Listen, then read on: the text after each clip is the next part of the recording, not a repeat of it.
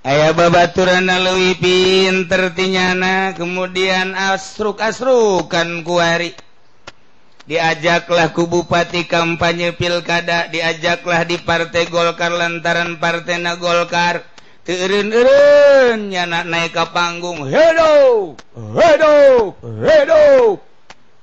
hina ilmu ngan sakadar dibayar ku apansa ilmu ngan sakadar dibayar ku majelis ilmu sakadar dibayar ku pondok dibang-bangunkeun naon hartina pondok naon hartina majelis ari eueuh nu geus sian pondokna bagus 2 tingkat santrina barang dihitung 5 jeung tihang ai tihangna sabaraha 4 atuh santrina hiji berarti hina aju perasaannya na capek ingkig-ingkigan ke kumpulan ke musyawarah yang syaitonir rajim ke kumpul di pendopo capek hina lah babarengannya na jeung jelema-jelema hina indallah kabelah dieuna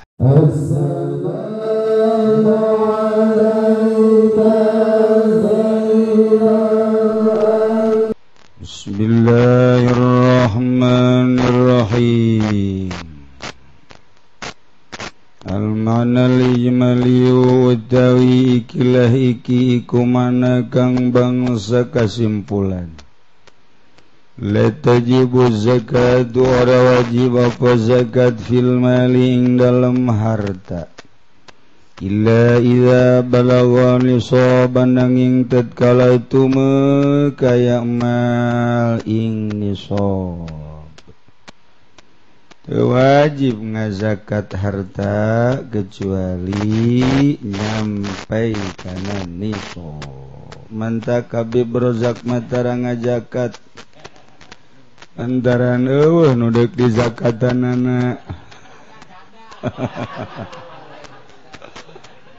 Falamma kanat maribatun li sabda tawaqqafu ala naqli lan samangsana apa ngawruhi nisab ikun larima tawaqquf ya ma'rifatun nisab ala naqli ingatase naqal li'annaha karna satuhuni zakat karna satuhuni ma'rifatun nisab ta'abudiyatun iku kang bangsa ibadah laisa lil aqli fiha kang oranana iku tetep kade akal fiha ing dalem ta'abudiyah majalun apa nggon manji takafalan nabiyul karim bayanan lisabi maka nanggung sapa kangjeng nabi kang mulya ing martalakeun nisab ing dalem fi kulli nau'in wa tahdidin ing dalam saban-saban warna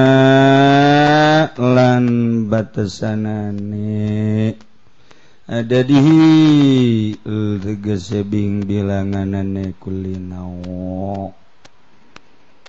kulantaran memang ieu zakat mah bangsa ta'abudi anu moal ngartieun akal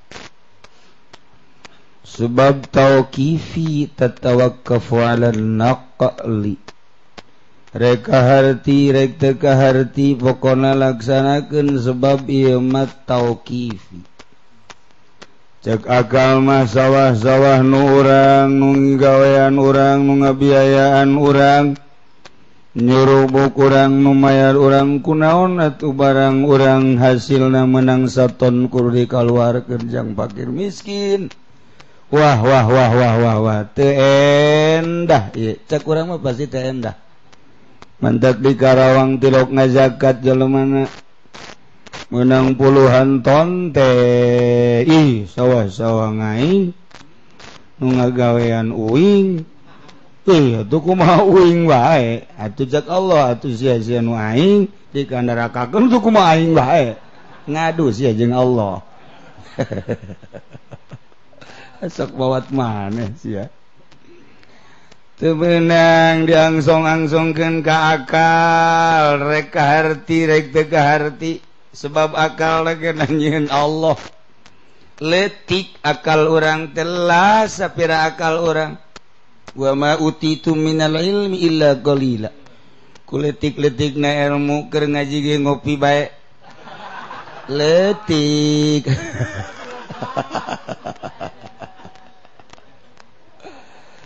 maka Allah nurunkeun nabi jang utar atur eueuh dina Quran nusab nisab abaraha nisab mas berak sabaraha harta maka Kangjeng lah tampil ngajabarkeun tentang Al-Qur'anul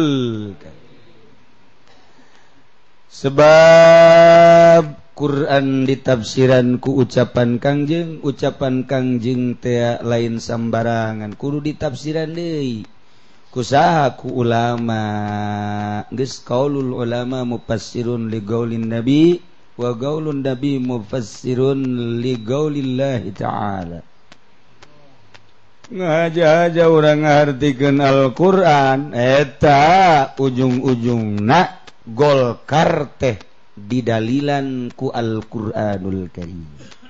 Pedah di Quran aya ngajelaskeun tentang syajarah. Dipake ngadalilan Quran golkar. Mararampus ya ujianan. Sambarangan bae. Kangjeng Nabi ngajelaskeun kana ngamertelakeun lisab dina setiap warna jeung ukuran bilangan-bilangan.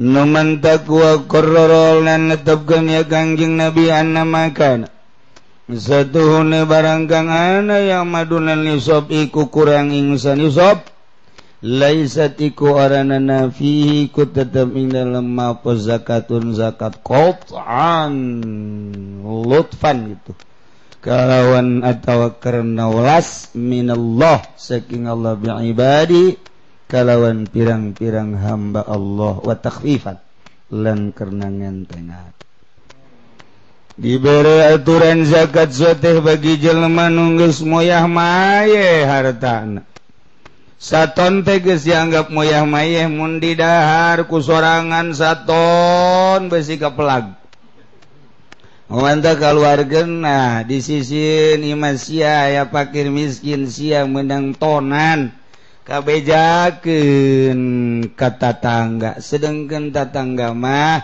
teu boga sawah teu boga perusahaan nah Allah langsung anu mere aturan bere tah hamba aing moal lantaran imah sawah aing nu ngagawean aing moal aing moal ngazakat jeung teuing jak Allah digacungkeun sia ku aing dikirim ku Allah tentara Allah berit dikirim ku Allah tentara Allah keong dikirim ku Gusti Allah tentara Allah sibet dikirim ku Gusti Allah tentara-tentara Allah bangkong nyana ngomong aduh jana be aku keong-keong ngomong bongan sia tengah zakat bego sia ngan teu kadenge ku ceuli urang padahal keong ngomong iyalah aing mah ngadahar ge ngadahar bagian anu fakir miskin aing nulungan fakir miskin kadengekeun lagu fakir miskin bahwa nu sugih nu tilok ngazakat ieu parena gacung atawa ku keong seuri fakir miskin beakeun yong dibeak hadege cak fakir miskin coba mun ngazakat milu sediheun fakir miskin ge ya Allah ya Rabbi si Pak Haji eta anu sok ngazakat bae Gusti ulah dibeakeun jeung teuing batur mewekeun saya teh karunya abdi sok meunang dahareun ti nyana nementak sisina doang tengahna mah teh at-taghlilul labzi wallahu a'lam bissawab neuk ka mana tuh hayang gegeuraan bae ngaji teh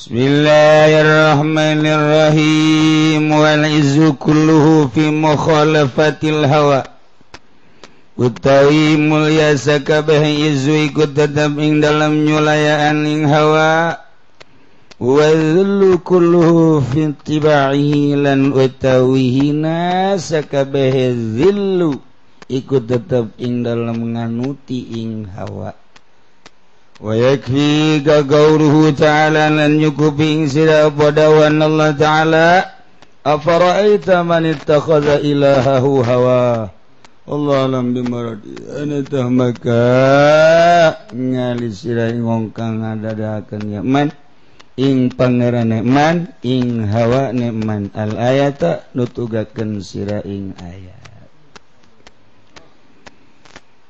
jelema bisa mulia lantaran nyulayaan kana hawa jelema hina sakuabeh kahinaan lantaran nutur-nutur hawa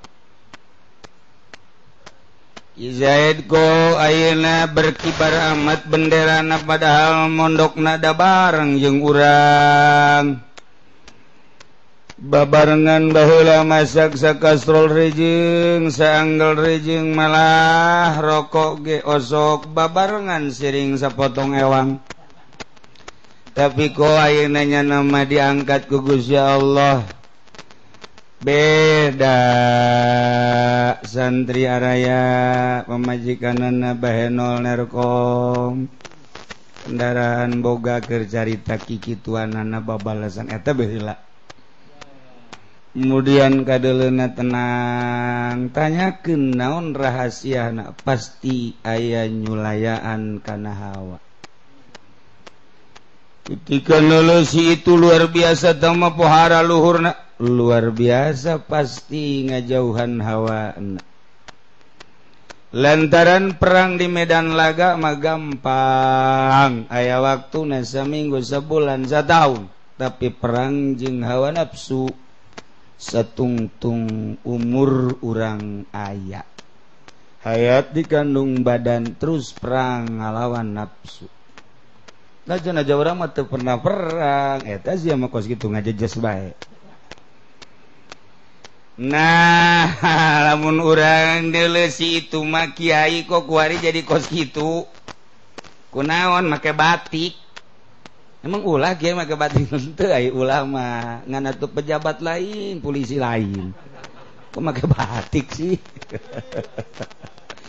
ulah sok dihaharuan teh budaya henteu aing mah deuk ngahaharuan bae maksudna naon sih make batik nya na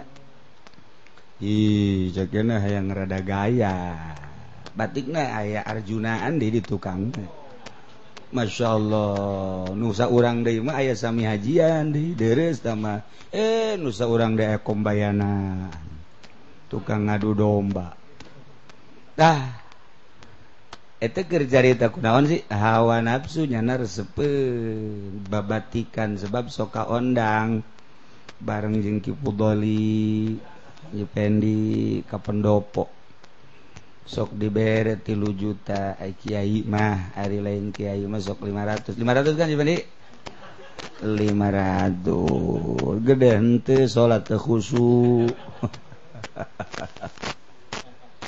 kiai kunaon haju boga tekad teu haram tah duit pamarentah lamun teu haram nekadkeun teu haram moal ngeunaheun ibadah ka Gusti Allah tekadkeun di jero hate haram duit pamarentah wah kabejakeun ka pamarentah ulah dituturkeun tama kiai jihadus los ngita henteu nuturkeun aing sia mah dititah ge henteu tuh kumaha henteu rasakeun bae ku sia ngeunah henteu sia ibadah lain kitu cenah pan haram ti Allah aing nang ti Allah pan atuh cenah duit pamarentah haram ngaji atuh sia ulah di kantor bae ya aing sok cenah ngaji leg-leg Gusti Ki Golkar moal aya Ki Golkar nu ngaharamkeun duit ti pamarentah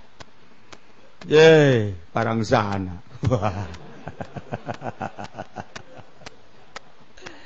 lamun urang ngaji Riyad Takrib Fathul Muin Fathul Wahhab Riyadhah moal aya nu ngaharamkeun tapi ketika orang julusup ngajina Minhajul Abidin Maimuniyah Ihya Hikam jadi sama akom ngaharamkeun sote di makom mana nu mantak ngaji ieu mah teu meunang budak leutik mah teu meunang ngaji kos kieu ieu teu meunang mending baralik we tas mingguan balik ngadar wuduk 2 piring balik geus ulah milu ngaji kitab ieu kabalinger engkena kabalinger cenah hadena aing mah lain budak leutik kolot ge teu ngaji sia sarua jeung budak leutik sia mah leuwih ti budak leutik TK sia mah aduh waktu jang ngaji acan ieu mah geus makomna makom kelas elit ieu mah ieu bangsa Jokowi ngajina ka sieu maksudna ieu mah jeung perbaikan syariat ketika ngalaksanakeun syariat supaya ngagenclang makelah tasawuf geus ketiga nu deuk make tasawuf loba larangan-larangan di syariat mah pek bae deuk kumaha ge tapi ketika urang make jalur thariqah hayang datang ka hakikat atuh mun larangan thariqah naon bedana jeung syariat mantak make aturan di thariqah mah hiji ulah toma ulah ngarep-arep nu batur ulah ngarep-ngarep pamere lantaran nu aya di leungeun batur ge nu Allah ka Allah bae si mentana urang lamun dina thariqah mah kuari mimiti ngadoa hayang sorga embung ka neraka ketika dibere jalan ku Allah daeklah ibadah ngajauhanlah maksiat eta teh diijabah doa ngaranna taekeun ku ari mah ulah hayang ka sorga ulah embung ka neraka mulai urang ngadoa-doa diijabah plong bae henteu hayang ka sorga teu embung ka neraka akhirat teh pohokeun ka mana tuh ka Allah mantak lamun di makom syariat mah sia ibadah endeu ka mana ieu endeu ka sorga hayang naon hayang ka sorga makom syariat di makom thariqah mah lain sia ibadah ka mana aing mah besi teu kapanggih jeung Allah ka sorga jeung ka neraka geus eueuh di hate aing mah besi teu kapanggih jeung Allah beda maksud nu bodoh yakni ahli syariat hayang ka sorga embung ka neraka emang di dinya makomna nyana mah ketika naik ka luhur sorga jeung neraka mah makhluk hayang ge ka khaliq nu nyieuna rempan besi teu kapanggih jeung nu nyieuna tuh ketika urang abrut-abrutan dikiriman kue bolu ti Sarwiti seserian dinikmatilah kue mantep buatan Sarwiti indah amat ketika boga maksud hayang ka Sarwiti kue dibikeunan teh ieu ngeunah ieu kue bolu teh hayang aing mah kunaon sih aing mah sapira kue ngeunah sapira kue hayang ka nu nyieun kue aing mah maningan bolu nu di ditu daripada bolu ieu emang kunaon elehaneut tuh kan aing mung bolu eta mah jeung beak bolu itu mau moal beak-beak kan cenah sia sareureut heran hayang bolu kajian kumaha aja kos gitulah nah kahinaan seluruhna aya dina nuturkeun hawa urang teh dibere ilmu ku Gusti Allah teh setiap jelema dititipan ilmu bisa maca Quran bisa ngahartikeun bisa ngamodif melalui alat di usul pikihan kurang timbullah hukum pinter jana ngaji atuh ku hari indah jasa hirup urang teh teu bergaul jeung jelema usum kampanye imah ngabaya aing ngadoakeun bae usum muktamar imah ngabaya aing ngadoakeun bae usum nu karari teu teu aing mah ka majelis ka masjid ka imah ka majelis ka masjid ka imah kok cicing bae ge nya di lembur nya cicing bae kok benderana naik ka luhur mulya Allah anu mere mulya aya babaturan leuwih pinter tinyana kemudian asruk-asrukan kuari diajaklah ku bupati kampanye pilkada diajaklah di partai Golkar lantaran partena Golkar teureun-eureun nyana naik ka panggung hidup hina ilmu ngan sakadar dibayar ku apansa ilmu ngan sakadar dibayar ku majelis, ilmu sakadar dibayar ku pondok dibang-bangunkeun. Naon hartina pondok, naon hartina majelis, ari eueuh nu geus sian. Pondokna bagus 2 tingkat, santrina barang dihitung 5 jeung tihang. Ai tihangna sabaraha 4, santrina hiji berarti. Hina. Aju perasaannya na capek, ingkig-ingkigan ke kumpulan, ke musyawarah yang syaitonir rajim, ke kumpul di pendopo, capek, hina lah.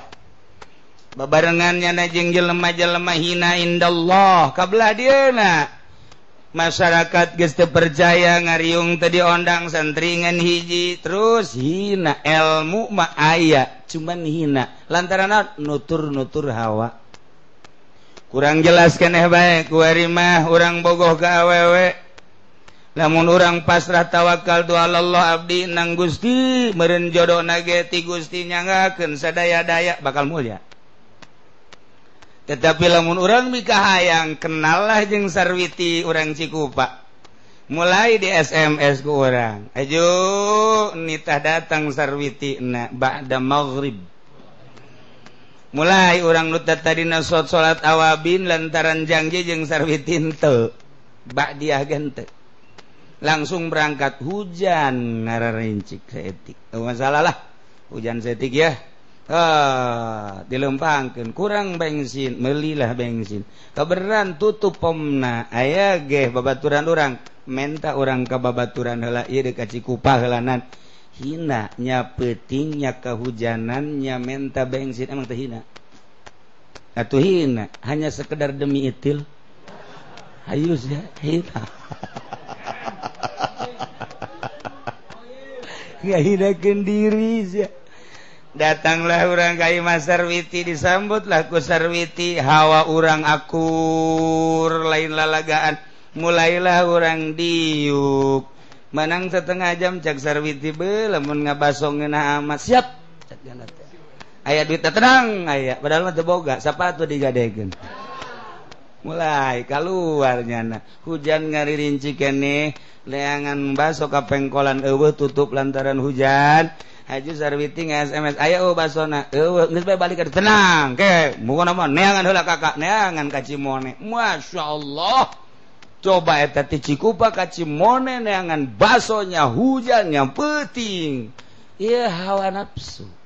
Coba lamun di imah menang sabaraha juz ta maca Quran. Parang sana. Indah bae indah lantaran hawa nafsu. Saya baso nge-SMS-nya nah hayang baso naon ieu baso tajong, baso setan, malpinas. Baso jurig cak Sarwiti. Emang konon hayang baso jurig sebab nu meulina ge jurig. Eli baso. Tuh kan hina. Dijual sepatu gadekeun lah jam. Jam eueuh sepatu eueuh aya ge tafsir Munir nu geus hafsah teh dijual. Tafsir Munir geus 2 jilid. Bebeakan. Hina. Kuari lantaran aya hubungan integral. Internal antara Ki Zaid jeung Sarwiti, hubungan khususon ila ruhi. Jadi kuari nyana siap melaksanakan perintah-perintah Sarwiti beuki hina kadituna. Nafsu bunga ngan hina. Katingalilah ku keluarga Ki Zaid kuari jadi kos kieu. Babaturan ge ngahanjakalkeun atuh sia kira-kira ja aing ge ngora heula tapi teu kitu-kitu teh rahasia perusahaan. Hina enggeus eta dina sok azan sok qomat kuari tilok.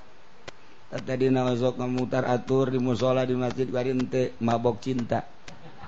Hina ieu keur carita urusan ka pamerintahan tuturkeun ku sia hina.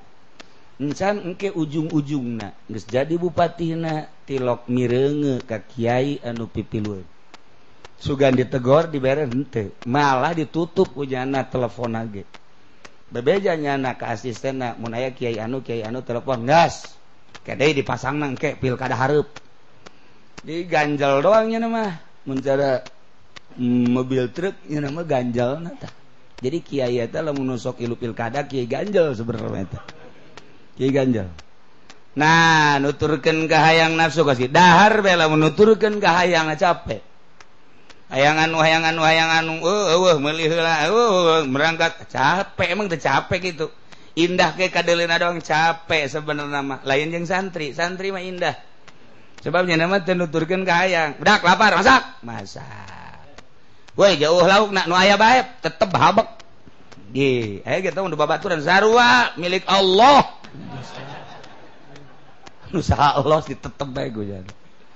Babaturan nama woi lauk aing atuh engke we diganti hese amat sih sia. Ya pokona mah nu sia sarua jeung milik bersama, nu sia nu aing gitu bae. Sia begitu amat ngomong nu loba omong. Begitu tenang we santri mah. Masak dalam enggak, masalah. Sebenarnya nama mana nu asup baik. Tenang, ya nama tidak beli sendal.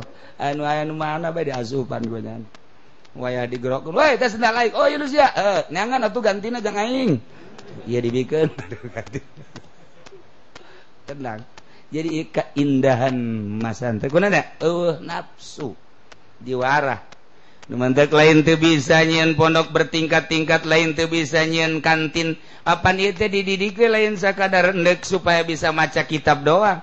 Sakadar ngadidik endek maca kitab doang mah di kelas-kelas ku urang bisa. Siapa kelas 1? Siapa kelas 2? Siapa kelas itu? Ambalak gampang teh kos kitu mah. Yeuy, nyieun kelas-kelas kos kitu teu kudu nyontok ka sanawiyah aliyah teu kudu tah mah. SMP lain, SMA lain si horeng sanawiyah. Allah. Apa sekolah Mandalungan teu kudu santri mah sagejebrug mah bae geus saha anu pinter eta nu bisa gitu bae geus teu kudu di kelas-kelas sebab naon lain sekedar ilmiah tetapi akhlakul karimah lain sekedar ilmiah mah gampang teman teu kudu niru-niru nyieun sorangan bisa tapi lain eta supaya masak sorangan nyeuseh sorangan supaya sarete di kasur di ubin di tehel di taneuh akur bae supaya make anggel jeung teu make anggel akur bae tilok aya santri ribut woi budak anggel aing ribut tilok aya woi eta kasur aing misalnya make kasur di pondok paling ge euy tumbila pindah sia ka ditu ulah di aing bae paling ge kitu santri mah eta teh kiriman Allah segala tumbila segala tuma kiriman Allah mana aya santri nu teu budug apa kiriman Allah siap pikiayeun abeh engke supaya budug jeung teu budug akur oh dibudugkeun bae ku Gusti Allah mantap lamun teu budug bae jadi kiai tetep kudu mengalami budug heula mantap cek nuncan mondok moal mondok aing mah masih budug prak nya teu mondok nya budug parah tah tuh. Iya cobaan tuh Gusti Allah abeh engke datang ka imahna tahan banting ketika nyana teh dihormat ku tatangga ieu aing memang tiba lagi kieu ketika manehanana teh dibere gelas tuh bagus di pondok boro-boro gelas aing mah dipanyuk ge terus bae ketika engke teh dibere naon sareuh anggel di pondok sabaraha taun terus make anggel aing mah ketika di dengan gitu ngaran panas di pondok geus jadi keur dibere senang sakitu dibere susah sakitu dibere ngeunan sakitu tak eta teh hasil mondok coba pondok modern mal bisa lain sekadar maca kitab jang maca kitab mah babari atuh tanyaan santri carekan kurang santri apalkeun sia ngejar ilmiah gampang tetapi lain eta akhlakul karimah supaya urang nuturkeun uswatun hasanah Kangjeng Nabi. Iya nu hese nah tahan banting ketika orang datang ka imana di kiai-kiai ku batur dicarekan ku tatangga can sabaraha itu malah nang tangan carekan deui aing Gusti urang diundang aja teh dibere berkat can sabaraha paling aing moal daek deui ngari suul khotimah tong. Nah tahan banting iyalah pondok pesantren nu mantak diarantep sebab ieu mah tetesan wali Sunan Rohmat nyieun pondok pesantren terus Syarif Pidato Maulana Hasanuddin terus ka belah dieuna kieu bae emang naon lain ngejar ilmiah sekadar ilmiah tapi di samping ilmiah horenganang akhlakul karimah. Supaya datang badai dan lain sebagainya nyana tetap ke Allah. Eta nu dimaksud. Nah mulia sakabehna mulia fi mukhalafatil hawa. Zillu sakabehna fitibaihi nu mantak afaraita man ittakhadha ilahahu hawa. Ente pernah deuleu sok deuleu jelema anu ngajadikeun hawana sebagai pangeran capek jeung hina. Hayang apaan sa kuli heula capek kan. Ye hayang boga mobil. Oh anu capek hina. Ulah boga kahayang kumaha Allah. Masya Allah karim. Nah eta teh kos kitu babari ngomong mantap. Dibuktikanlah di rukun Islam syariat. Kurang kuari ditorikokeun. Lamun tadi syahadat supaya syahadahna teu bohong, supaya boga rasa mindahkeun ti syariat kana hakikat melalui torikoh supaya timbul rasa abeh syahadat bener-bener karasa. Kuari salat eta berarti keur mukalama jeung Allah. Sebab menang ti Allah. Cak Gusti Allah Muhammad besi ere kapanggih masyarakat anjeun, besi hayang kapanggih jeung kaula umat anjeun, ieu oleh-olehna pagawekeun nya, bejakeun nya ka masyarakat, ka umat anjeun mun hayang kapanggih jeung kaula ieu salat. Paranti usul ka Allah. Nah, kuari puasa aya sakadar pindah dahar mah loba nu bisaeun teh mah, urang kota Ambalaya, urang kampung Ambalaya. Tapi makna daripada puasa horenganan urang bertolak belakang jeung hawa ieu nu mahal. Ketika urang zakat ngaluarkeun zakat babari horeng makna zakat lain sekedar ngaluarkeun harta pengorbanan. Moal luhur agama mun teu diperangkeun, moal luhur manusia mun teu dikorbankeun. Korbankeun atuh. Nah, mantak makna puasa adalah merangan hawa. Geus puasa na syariat jeung puasa torikoh bakal beda. Puasa nu bertorikoh jeung puasa hakikat bakal beda. Ketika puasa syariat pindah dahar doang. Malah lobaan keneh di bulan puasa. Dahar jeung nginum batan teu puasa. Di torikoh lain beuki ngamantepkeun. Naon kitu ngaranna posisina misi jeung pisi jika Allah keun nu kamari rada leha-leha kuari mah difokuskeun ka Gusti Allah ceuli irung kabeh ka Allah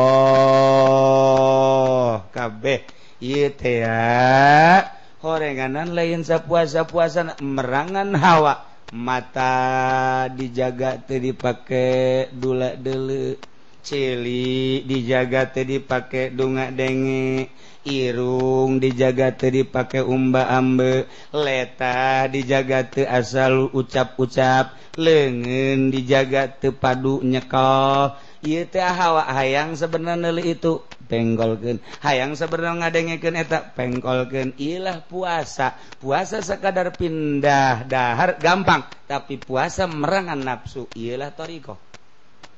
Hawa tah mulyanyana. Nah, kabelah itu geus hakikat lamun golbu poho ka Allah sadetik batal puasana. Di thariqah lamun aya bae mata dipake maksiat batal puasana. Di thariqah mun ceuli pake lain ka Allah batal puasana. Urang mah di syariat teu batal teu naon biasa bae mun can dahar can nginum urang mah teu batal. Tapi di thariqah mata dipake maksiat lain ka Allah batal puasana. Lamun di hakikat hate poho ka Allah sadetik batal puasana. Ieu lah nu hese kos kadarituna. Nah, nu mantak bakal berbeda jelema ibadah di syariat jeung ibadah di thariqah. Berjalan ibadah di thariqah jeung nu ibadah geus dina hakikat. Atuh lain deui. Nu mantak engke ahli hakikat neuleuh ahli thariqat lah karak datang ka dinya sia mah. Ahli thariqat neuleuh syariat lah puasa lumrah sia mah. Disebut ge puasa awam, ieu puasa khos, itu khusus. Nah, lamun aya sarjana neuleuh jelema kanu keur kuliah keneh urut aing. Cak nu kuliah keneh, cak nu kuliah neuleuh kanu SMA lah tah urut aing. Selalu kitu bae. Nah, kitulah dina ibadah sarua bae. Nah, ieu hawa-hawa wal izzu kulluhu fi mukhalafatil hawa. tarif hawana geus tinggal praktekna urang nyulayan ninggalkeun hawa nafsu. Urang hayang mulya, urang hayang hina. Mulya jeung hina aya di diri urang. Sok beda. Urang awak urang dek dimulyakeun, urang nu ngamulyakeun urang. Urang awak urang dek dihinakeun, urang nu ngahinakeunana. Ki Zaid jadi kiai tapi hina nyana anu ngahinakeun lain Allah. Ieu mah keur carita bahasa ahli tasawuf geus kitu. Si itu mulya najang nyana, si itu hina nang nyana. Nu nyieun mulya jeung nu nyieun hina nyana sorangan urang. Sok disiapkeun geura dek dimulyakeun awak urang, urang. Dek dihinakeun awak urang, hina. Eta keur bahasa sompralna. Padahal mah teu niat mulya teu niat hina, urang ibadah ka Gusti Allah ngan bahasana kudu kos kitu. Kesitu satungtung urang nutur-nutur hawa hina. Satungtung urang geus bisa urang ninggalkeun hawa, urang bakal mulya. Teu kudu bebeja ka batur teh mah urusan urang jeung Gusti Allah. Ibadah dititah ku Allah, nu endek ngaganjarna Allah. Jeung teuing sekitarna mah endek menilai kumaha, nu penting urang jeung Allah. Ieu mah urang mah aya deukeut jelema bae susur di kieu-kieu. Noel heula mah. Ini dong. Haji pengen disusur sebudak ieu. Giliran bae sorangan susur di mana nyana di mana. Eta kos kitu, asal aya jelema bae Quran dibuka ku cenah. Qol qaf kutub jaddid. Bae jelema Quran di mana nyana di mana. Upload teh jelema kos kitu mah. Ka Allah. Urang titah ibadahku Allah, nu rek narimana Allah, nu rek gaganjarna Allah. Jelema sekitarna ulah dideleh. Bodoh teuing, deuk kumaha bae, nu penting aing ka Allah. Aya di syariat lain, satungtung aya jelema dibagus-bagus, eueuh jelema teu.